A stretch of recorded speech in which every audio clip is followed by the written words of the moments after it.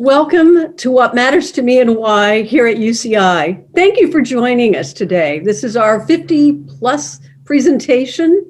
I'm Jane Page, and I'm a member of the organizing committee with the honor to introduce our program today. First of all, apologies for any technical difficulties we encounter as we are navigating this really unusual format. We want to acknowledge the Chancellor and the committee who make these presentations possible. This program was started in 2012, and it's now blossomed to include an alumni series and a medical school series. So be sure to check these out at our website. We have a few housekeeping announcements. Next month, Virginia Trimble will be our speaker, so you can find out more information about that on the website. This talk is being recorded. A live transcription is available, and subtitles will be rolling throughout the talk. We have evaluations at the end of the talk, and we appreciate you taking the time to fill them out. We're also eager to get your ideas about future speakers for the series. For those of you who are attending for the first time, we want you to know you're in for a really unique experience. Speakers are asked simply and authentically to answer the question, what matters to you and why? And take that question wherever it goes. The series provides a forum for speakers to talk about values, beliefs, motivations, and their personal experiences that they have encountered in their own lives. The hope is to strengthen bonds between faculty, students, and staff who teach, learn, and work here. And we celebrate both the diversity of this community and the commonalities that bind us together. At the end of the talk, there'll be ample time for question and answers with the audience. We'll soon hear from Rachel Correll, who will introduce our speaker, Judith Stepan-Norris. What Matters to Me and Why has a couple of traditions that we're trying to keep alive during this unusual year. Usually before we start, we take a couple of minutes to turn to the people next to us and introduce ourselves. Well, now, these days, we know we're not hanging out with neighbors or doing something of that sort, but with the magic of technology and the use of breakout rooms, we're giving ourselves the opportunity to do just that. So in a minute, we'll be transported to breakout rooms, and we ask that you just take a moment to introduce yourself to your roommates and find out where they operate on the UCI campus. Then we'll be returned to the room and start our presentations. Will Alvarez is in the back of the room, who's going to magically take us away. Well, welcome back, and I hope you all enjoyed meeting your virtual neighbors in the breakout rooms. Thank you, William. My name is Rachel Correll, and I'm another member of the What Matters to Me and Why Planning Committee, and it is now my distinct pleasure to welcome Judith Stepan-Norris as today's featured speaker. Judy is a professor and chair of sociology here at UCI. Her areas of interest are the U.S. labor movement and gender equity in higher education. During her UCI career, she has served as social science equity advisor, UCI Senate Chair, and Vice Provost for academic planning. In fact, my own career at UCI started with Judy hiring me as a project manager in the Office of Academic Planning a bit over 5 years ago. Therefore, I know her talk today will intrigue and delight. Judy is the co-author of 2 books, one of which received the Max Weber Award for Distinguished Publication, as well as many articles, several of which also received scholarly awards. She is currently working on a co-authored book, Manuscript, on the fate of the U.S. labor movement over the last 115 years. Please join me in welcoming Judy Stepan-Norris to the virtual podium to share with us what matters to her and why. Thank you so much, Rachel, for that nice introduction, and all of you for joining me today here at the What Matters to Me and Why series, which I'm a big fan of. I apologize that you don't get your Subway sandwiches, but hopefully you'll be interested in what I have to say. What I'm gonna try to do today is to give you a little glimpse into how a sociologist thinks about things by introducing the sociological imagination as the vivid awareness of the relationship between experiences and the wider society.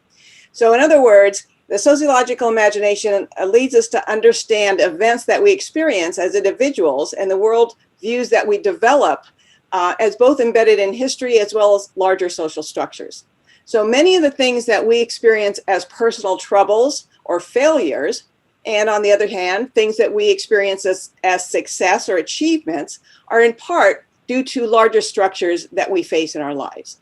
So I'm going to try to integrate my own biography with the social structures that were in place around me as I grew up and as I developed, to try to give you a glimpse into what matters to me and why. So hopefully at the end of the talk, you'll get a perspective of who I am as a person, who I am as a scholar, and a UCI community member. Next slide, please. So I first put together a word cloud for you to show some of the things that matter to me. It's a combination of values, qualities, and things I like to do, things I'm passionate about. So it includes things like family, faith, adventure, social justice, curiosity, gratitude. And so I'm going to try to show how all of these come into play, how I think they developed within me, and why they play an important role for me today. All right, so next slide, please. So here, I'm going to start with my family of origin. I grew up in a family of 5 sisters. My mom was a stay-at-home mom, and my dad was a union carpenter. In the early years, we lived in a 2-bedroom duplex that my father and grandfather built, where the 4 of us at the time shared one room. My mom told us that we could be whatever we wanted to be, and then she sent us outside to play all day. So we basically were on our own with our imaginations and aspirations. And so we thought about what to do. We wanted to explore the jungle next door. Of course, the jungle next door was just a big garden, but to us, it seemed like it was never ending. There was probably tigers and lions and other things back there. We had wild imaginations in those days because we had very little guidance in terms of academics. And so we thought, my mom said we could be anything. We thought we could be a member of another species. We thought we could be even inanimate objects. So you can imagine the fun we had exploring and imagining things in those early days. But coming off the 1950s, there was a housing boom, and that meant lots of work and opportunity for carpenters to work and save. And my father personally built our family's new home in his spare time, that is after work, in Playa del Rey, which is an unincorporated area of Los Angeles in the early 60s. So when he built that house, why don't you go on to the new slide, please? We were one of the only houses within eyeshot. There were no streets, just an expanse of fields. When it rained, we had big puddles that we played in. It seemed like there were endless possibilities for exploration. So my sisters and I packed our lunches and headed out for the day. That's not on the non-school days, of course. And we used our imagination to explore and to find out. We went what seemed like a pretty far distance from home, just checking out what was around us. And during the summers, we walked 1.5 miles to the public swimming pool for swimming lessons. And then in the afternoon, we'd walk 1 mile in the other direction to the beach. You know, I know in these days, people don't let's see, I think my oldest sister was probably 8 or 9 at the time when we were all 4 of us going alone on these adventures. But in those days, that's sort of how things worked. So basically the point here is that we had the housing boom, which is a social context. The social structures that were around me leads to some good fortune in our lives. You know, we got a new house.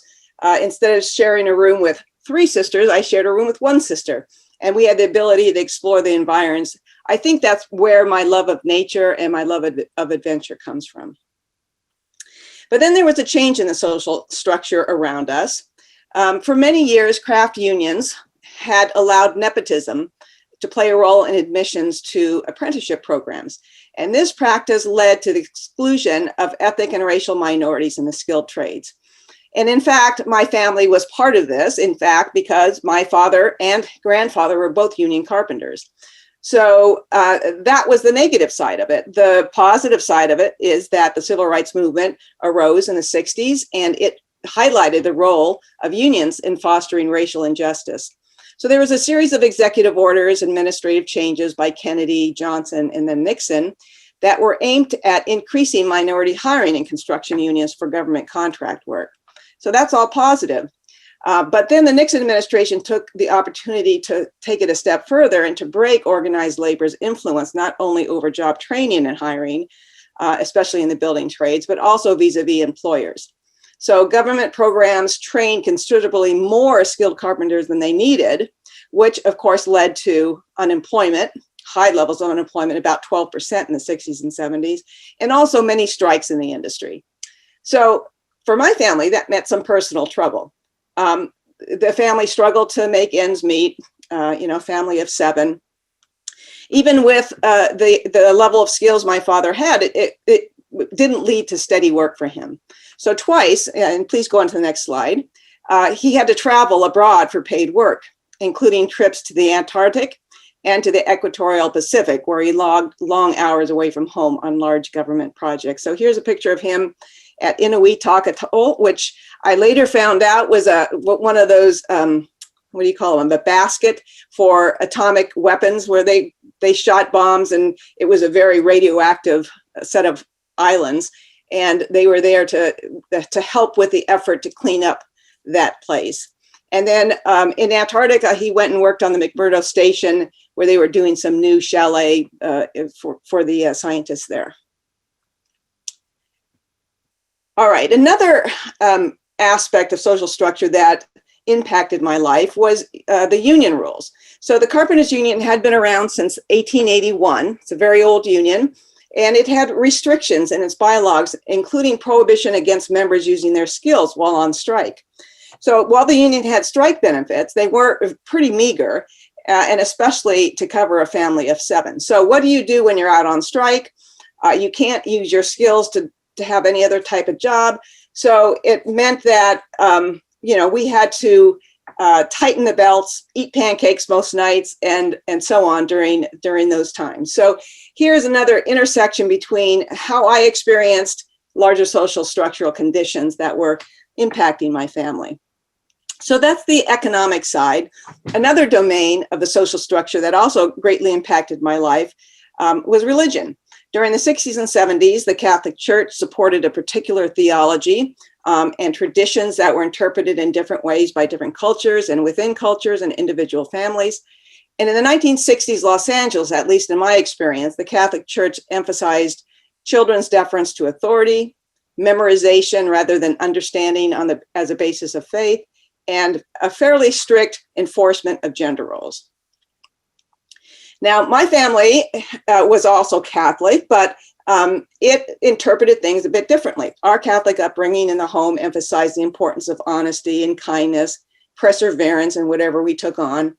And my mother served as a very good role model for that. She took in foster children for many years. We always had a baby in the house, either one of our siblings or a foster child. We learned how to treat people fairly and that you don't get anywhere unless you try hard for it. We went to Catholic elementary school, where some of the harsh policies that they held there resulted in some negative experiences for both me and my sisters, although not the ones that you may be thinking of based on news reports in the last decade. But I left the Catholic Church and religion altogether as a teenager, and I later moved back into Christian faith. And for the last 40 or so years, I've been a member of a non-denominational church where I've been active in many different ways. Okay, so now let me return back to the economic issues, namely class this time. So I mentioned that my father built this house, and it was pretty much not a neighborhood yet. But when the neighborhood grew up around us, we were surrounded by middle-class homes and neighbors. And my sisters and I became the neighborhood babysitters. We were also instructed to clean the house and scrub the bathrooms when the children were sleeping, all for 50 cents an hour. We needed the money to buy clothes and it beat collecting soda bottles. So that's what we did. We knew that we didn't quite fit in the neighborhood in many ways, but we never realized why until later.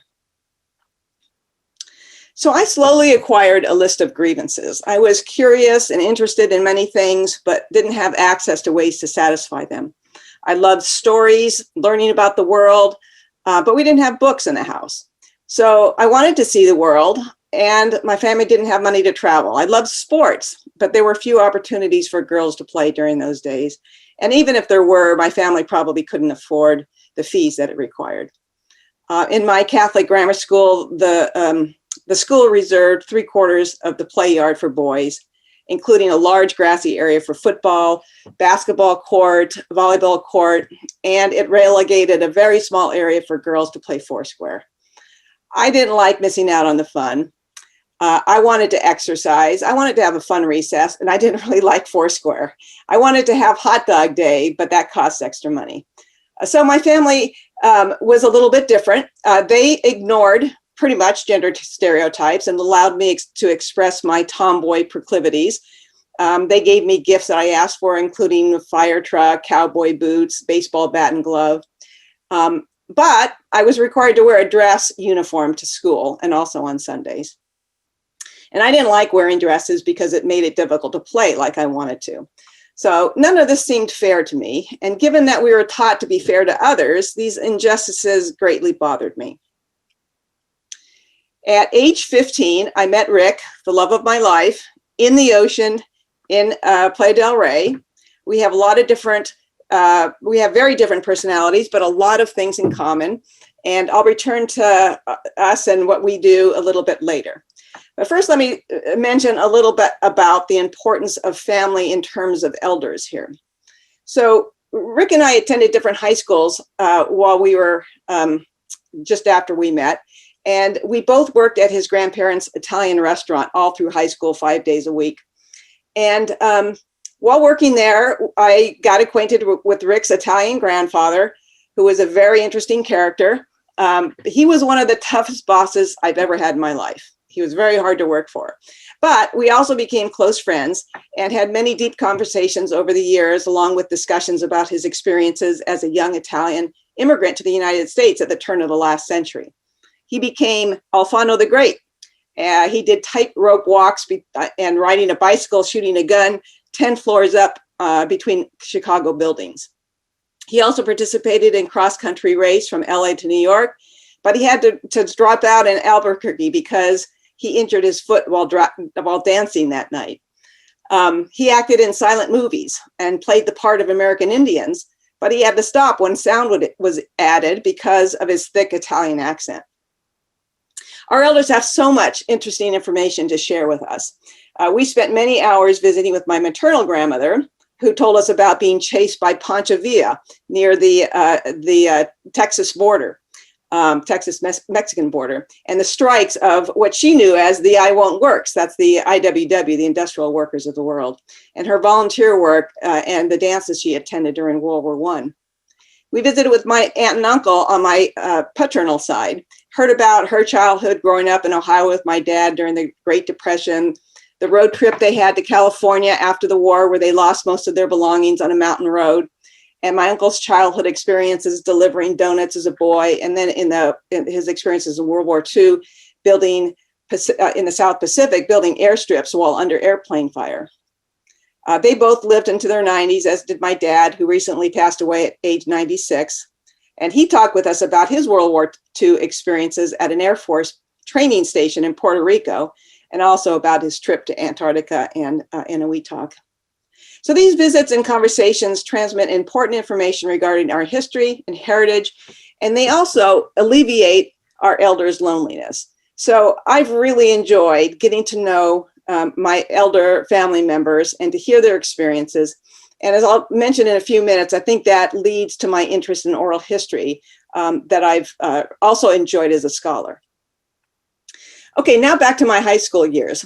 We weren't sure what would come next for us. Enrollment at a four-year university didn't seem to be financially feasible for me or my sisters, or for Rick. But while my two older sisters began community college, a high school counselor called me into her office during my junior year and told me, if you apply to UCLA, you'll probably get in. And I'm thinking, okay, that sounds good, but how do I pay for that? And then she said, you could qualify for a California state scholarship to fund your education. I couldn't believe it. I said, what? Somebody's going to pay for me to go to UCLA? So I applied and I got in, and that's what I did. I continued working at the restaurant so I could pay for gas, books, and clothes. And I began a new trajectory in my life. Okay, please go on to the next slide. I still vividly remember being at UCLA my first quarter. And I think this looks like the exact spot I was in. I had my sack lunch. I was laying on the grass and eating my lunch and looking up at the sky through the sycamore leaves and just thinking, I can't believe I'm here. It seemed like a place where I didn't belong or where I would never have access to, but here I was surrounded by intelligent people who had a desire to understand more about the world, just like I did, but they were much more informed and much smarter than me. I was exposed to so many new ideas and topics, and everything from geology to philosophy interested me. What a feeling that was. So my undergraduate education equipped me then with a framework for understanding my childhood experiences as part of a working class family that was surrounded by middle class neighbors. I was enrolled in a sociology course taught by Maurice Zeitlin, who subsequently was my mentor and co-author during my second year as an undergrad at UCLA. And his lectures were very sophisticated and sometimes difficult to understand, but during one lecture, a light bulb went off and everything seemed to click. Class position based on family you're born into and rewards people regardless of their merit just isn't fair. Since then, social justice has become an underlying motivational current in what I pursue. I began to explore power differentials and the role of unions in leveling the playing field. I completed my bachelor's degree while a junior. A TA asked me if I thought about going to graduate school. And I said, what's that? And he explained it to me and he mentored me, showed me how to apply. I was admitted to the sociology program at UCLA. Rick and I married in '79 and he began working as an accountant and I began graduate school later that year. So again, I attended on a shoestring with no guaranteed funding upon entry, but I did get TA ships every quarter, and then later in my career, RA ships that helped pay for the bills. But again, I found myself pursuing a future that I never dreamed of. I couldn't believe my great fortune, and in 1990, it happened again when I was hired as assistant professor of sociology at UCI. So you can see the pattern here. I was motivated, I was curious, I had passions, and I wanted the most out of life. But none of this would matter without an avenue to get there. So I was the recipient of a future made possible by larger social structures. Namely, it was California's master plan for higher education that made an excellent academic training accessible to me and to so many others. It seeks to level the playing field so that all serious and hardworking people can take advantage of what it has to offer. So I'm a firm believer in this set of institutions. I don't think it has everything right, but I think that it's made great strides, especially since I first encountered it as a college freshman. So this, I think, is the biggest intersection of my biography and social structures. After more than 3 decades of hard work and perseverance, I've had that feeling of exuberance and gratitude again and again. So as I mentioned, you know, my graduate training, my first job, getting tenure, being department chair, being elected Senate Chair, and being appointed Vice Provost for academic planning. All of those were great experiences that I'm very grateful for. And so my personal biography leads me to strive to make these types of experiences a reality for more people, to work to level the playing field by supporting individuals' ability to succeed. And that's for students, staff, faculty, and community members. So I had grievances and determination as a child, but now I understand that it's not just talent and skill or even perseverance that leads to success. You need those things, but the larger social structure comes into play. And also individual characteristics like race, class, and gender, as every sociologist will tell you, also come into play in a meaningful way.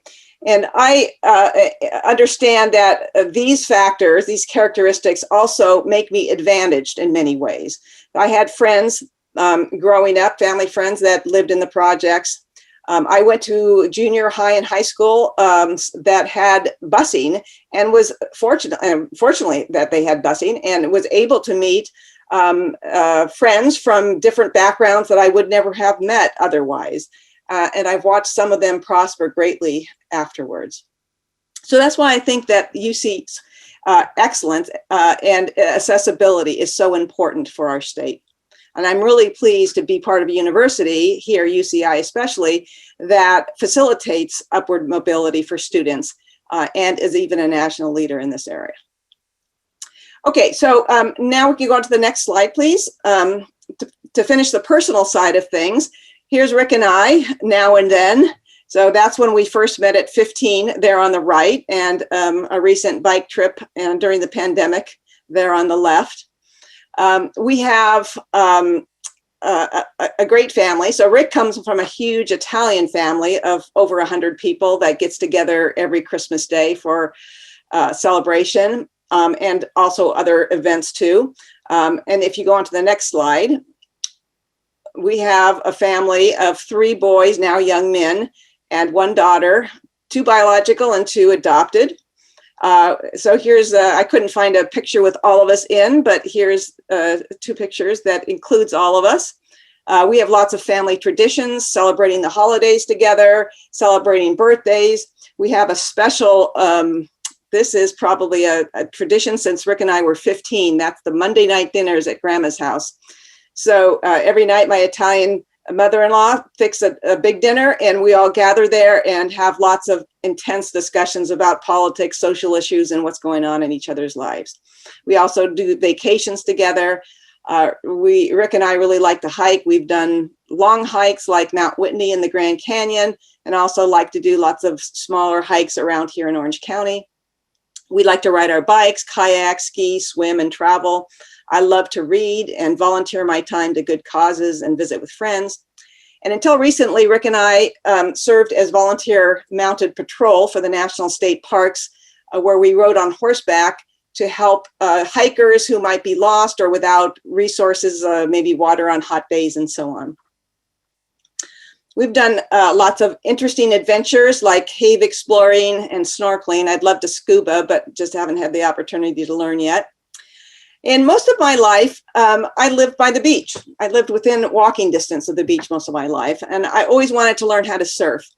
I couldn't afford a surfboard as a child, and also there was a barrier of the male culture out there in the surf zone that's very hostile towards females.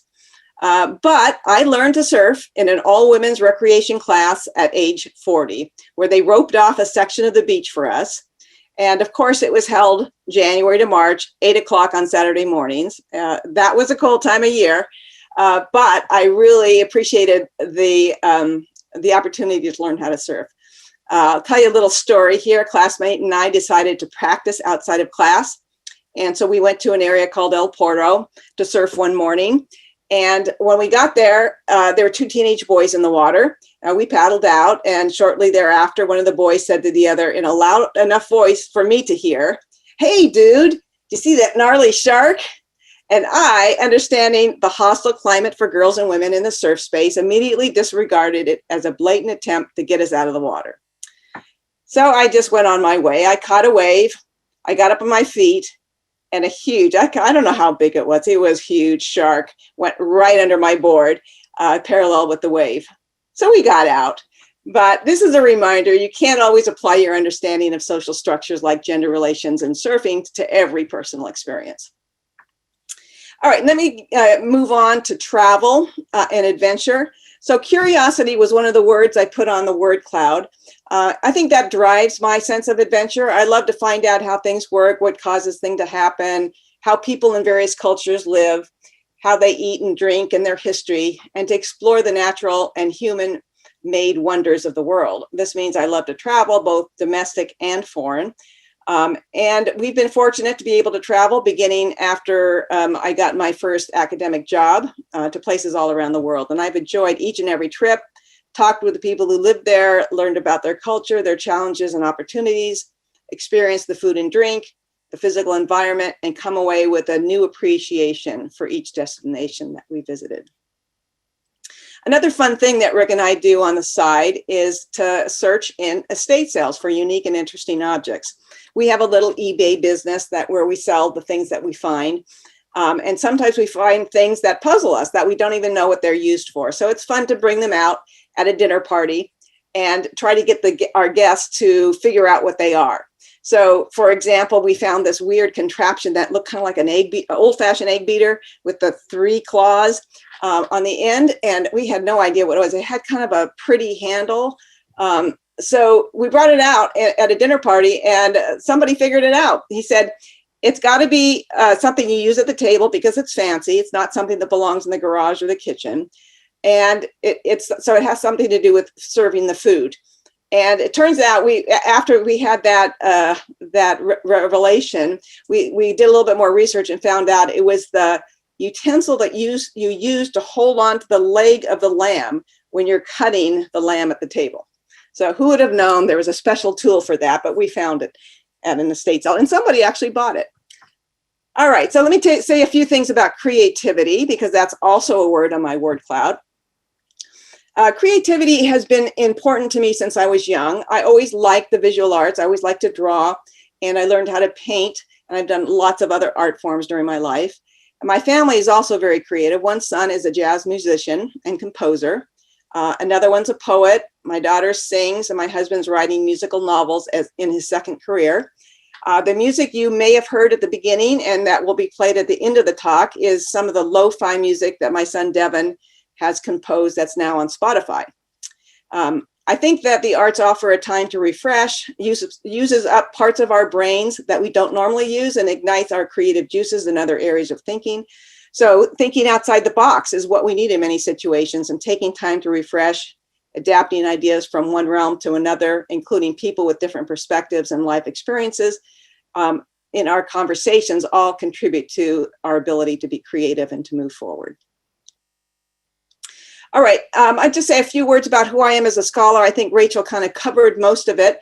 I think that you can see that the areas that I'm interested in, that is mostly labor unions, equity and gender equity in higher education, come from my my upbringing, the things that I observed as a child and wanted to know more about. So that's that part of it. And another thing that I mentioned is the oral history, which I've become very fond of. I have one of my co-authored books is a book of oral history on a certain union local in Detroit.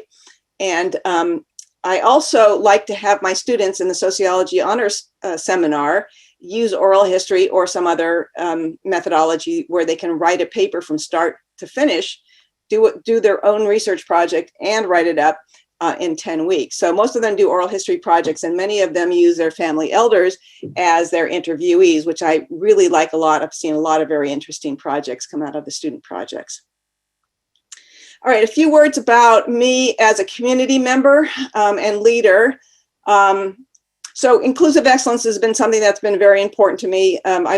As Rachel mentioned, I participated in the advanced program as an equity advisor. I've led system-wide efforts on that topic.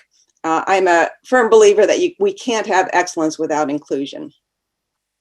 And then if you want to know a little bit about my leadership style, I try to be value-driven and also have bottom-up consultation. So keeping an open door policy as much as possible when I'm in a leadership position is what I try to do.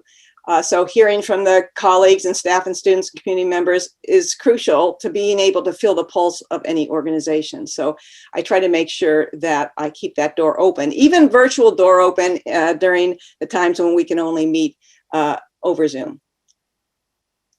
As a citizen, you might have seen democracy on my word cloud. I hold that to be very important.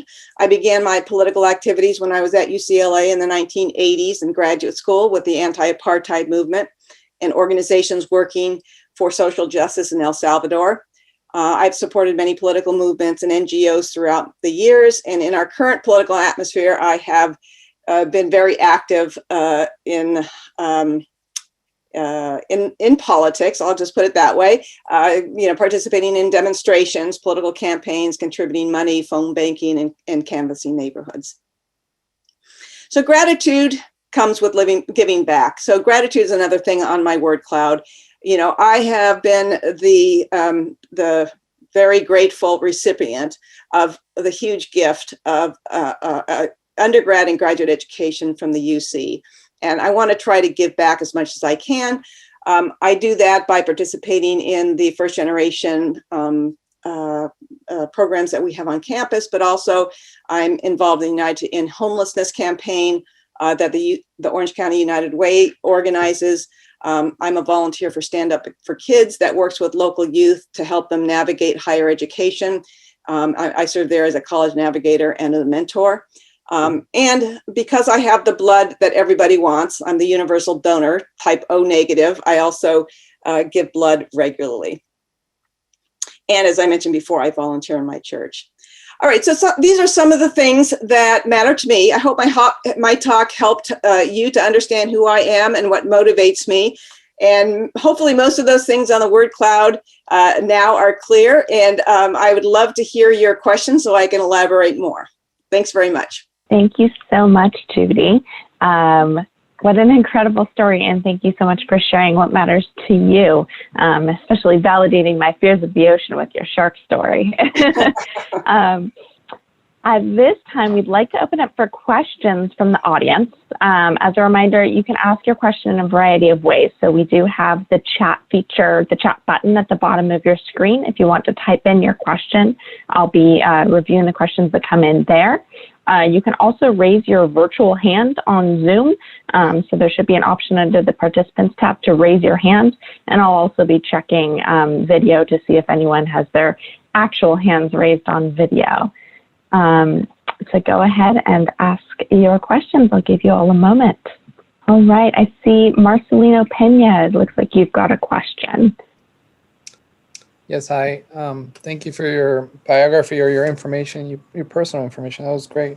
I'm just curious to know, I know it's partly political, but I'm wondering your thoughts on, I see that you've done a lot of research with unions. And so in Los Angeles, there is the HERE union. And I'm wondering just any of your thoughts on that union itself. That's all. Well, that union has a very long history. It's a merged union of hotel and restaurant workers with, let's see, who did they merge with? Do you remember? It's a merger that happened in the 90s, I think. But anyway. I think it was with the janitors, but I'm not really sure. I know they're primarily restaurants and hotels and everything, but I'm not sure if it was with the janitors or something. So one of the things that I've brought out in my research is the difference between the old AFL craft unions and the CIO-based industrial unions. So the CIO industrial unions tended to be much more democratic, much more inclusive. And that's partly because of the reasons that I mentioned earlier on about my father's own participation in the Carpenters, which is an old AFL union. The AFL unions were mostly based on skilled craft. So you had to be trained in order to be admitted. And the union's strategy for helping to enhance their own position was to limit the supply of workers to be trained and to be able to perform that work. So HERE is an old member of the AFL, although it had more industrial or it was quite different because it didn't require the kind of skill training like a carpenter or a machinist or one of those trades did. So, but on the other hand, when the CIO formed in the 1930s, it didn't join. So I see the CIO unions mostly as the ones that have been the most progressive over time. I haven't really looked at the Constitution or the, I haven't studied very closely the HERE, although I've known it in the broader sense. I know that during the early 2000s, it was one of the unions that was out there trying to organize to save the labor movement from its demise, which is pretty much happening. So it has been, more energetic, more moving towards the social movement kind of orientation within its own policies and practices. But that's pretty much all I have in terms of specifics on that union. Thank you. Thank you. Sure. Thank you. Judy, I've got a message in the chat. Did any of your sisters pursue an academic path? No. I have one sister who ended up as a social worker. I have one sister who ended up as a psychiatric nurse practitioner. I have one sister who ended up as an RN, and the other one is a teacher. So two of them got MAs. That's wonderful. And it looks like we've got another raised hand from Val Jeunesse. Dr. Jeunesse, would you like to ask your question? Yeah, thanks. Hey, Judy, great talk. And full confession to the crowd here. I've known Judy for a couple decades, and I'd never heard that shark story. And I guess it falls in the kind of Freudian, sometimes a shark is just a shark. That's a great story, Judy. One of the things I heard in your talk, Judy, that really is kind of moving, and I want to thank you for saying it out loud and integrating it, is the kind of life story of struggle and accomplishment with foundational gratefulness. That's kind of what I heard with what you said to us. And so many folks are having such a rough year right now. I mean, 2020 is the year everybody wants to get out of and move beyond. Maybe you could talk to us a little more about how you cultivate and embrace and put to good use that gratefulness that kind of underscores so much of what you just said, even when you're struggling and you face inequalities, and also when you accomplish and get credit. Because I love that theme, gratefulness in a context of struggle and accomplishment. Yeah, thanks for that question, Val.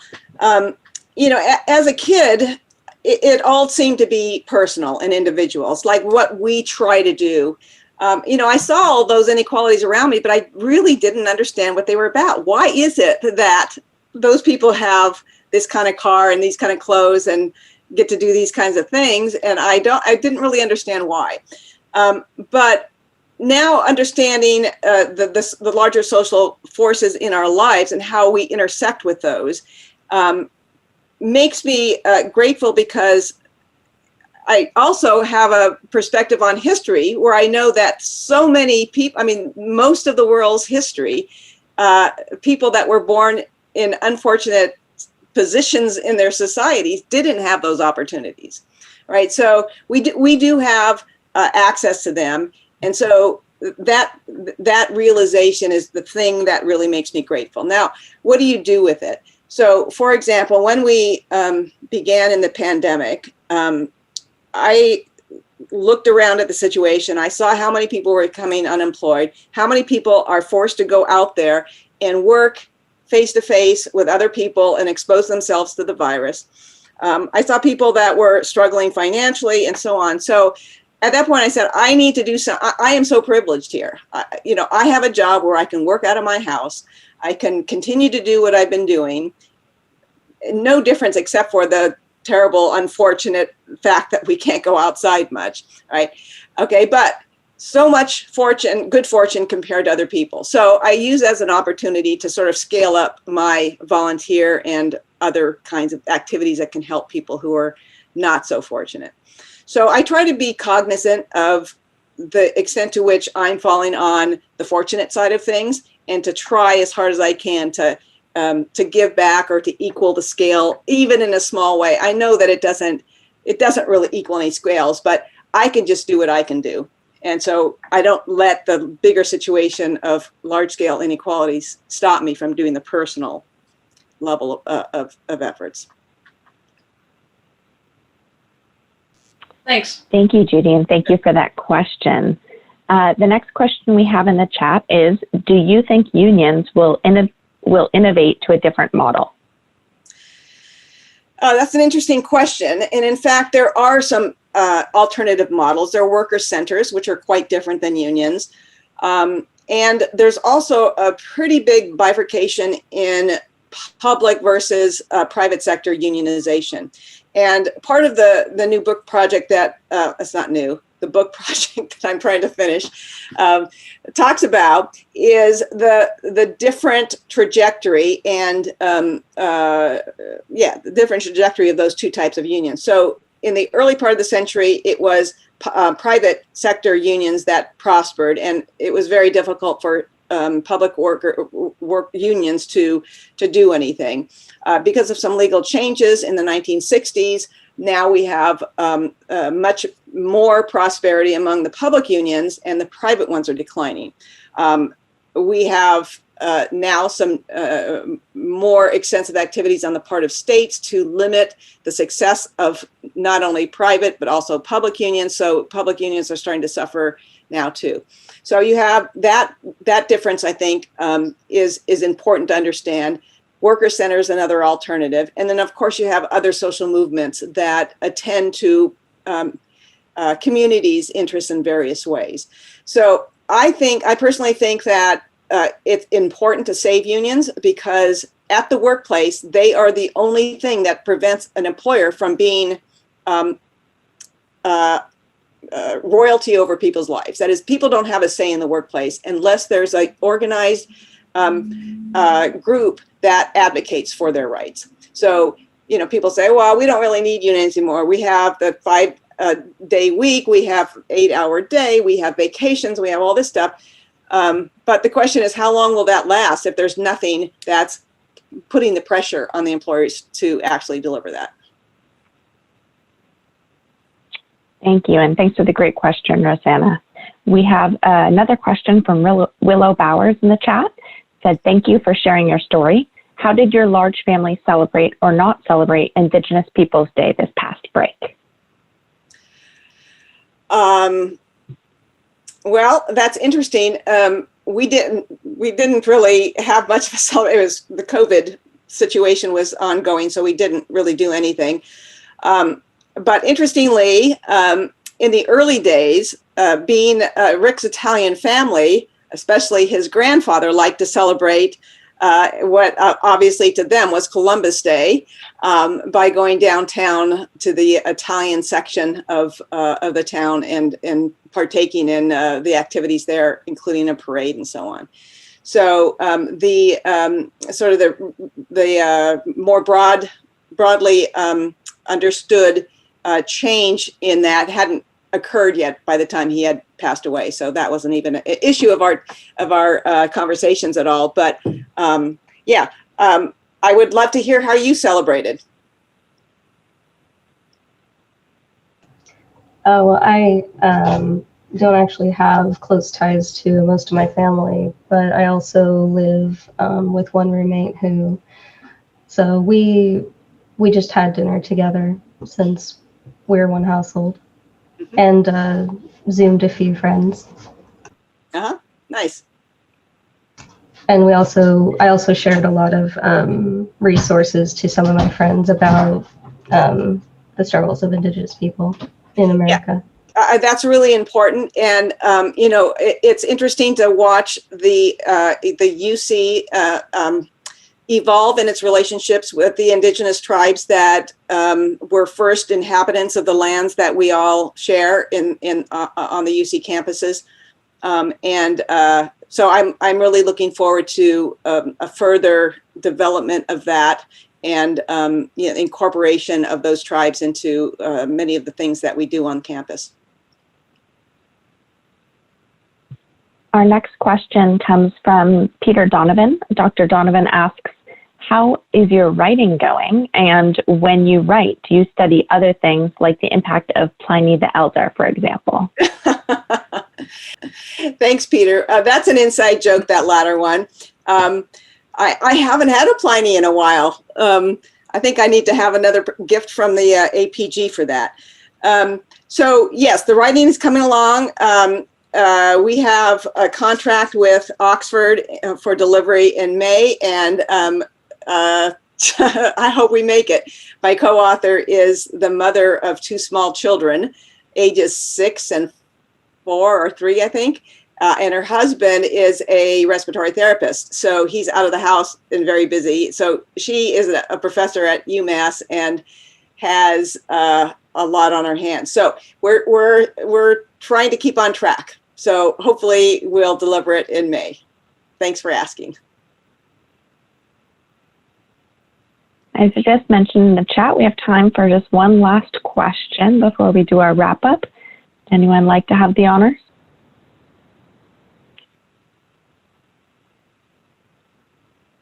All right. I just want to say thank you all to our audience for the insightful questions today. And again, a big thank you to Judy for being our featured speaker. I'd also like to thank the What Matters community. Oh, yes, clap, clap. Maybe, I think William has us all muted, but there's a large sound of applause for you, Judy. Thank you. I also want to thank the What Matters to Me and Why Organizing Committee and the Advisory Council on Campus Climate, Culture, and Inclusion for their support of this program. Please look to your emails for an announcement about our upcoming 2021 speakers. I can't believe it's the end of 2020. We'll also be sending out a survey about this event, We'd love your honest feedback and especially those future speaker suggestions. So please complete it when you receive it via email this week. And I want to thank everyone again for joining us today and have a wonderful holiday season. Stay safe and take care.